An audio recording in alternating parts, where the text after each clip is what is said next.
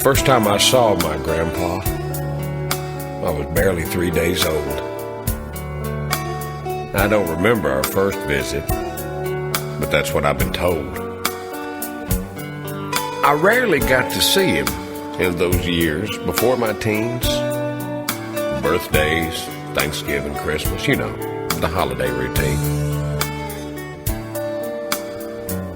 My dad would sit and talk with him while I would run and play.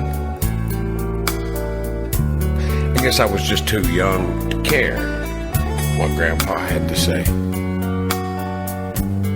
We always hugged and said goodbye before going on our way. And I'd say, "I love you, Grandpa," and he'd only say, "Okay."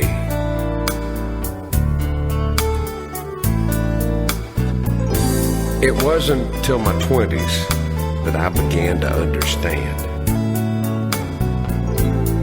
The me I was to become was living in this man. Now I could go on my own and sit and laugh with him, talk about the good old days, the way things was back then.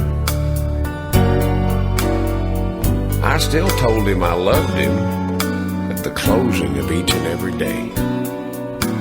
It was hard for him to say it.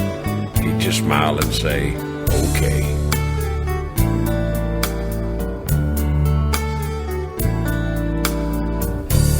The year that I turned 30, we put Grandpa in a home.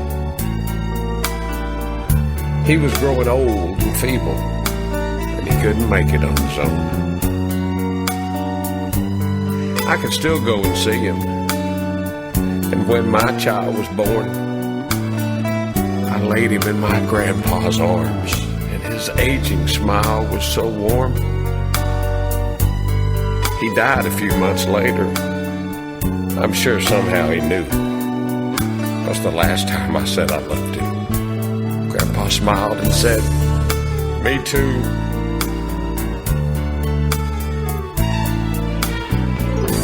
I still visit Grandpa. I never feel alone. We talk most Sunday mornings as I sit there by a stone. And now each day in my mirror, there's less of me and more of you. I'm that little boy that loved you. Me too, Grandpa. Me too. I wish I'd had more time for all those things I didn't do. Yes, I know you loved me. Me too, Grandpa. Me too.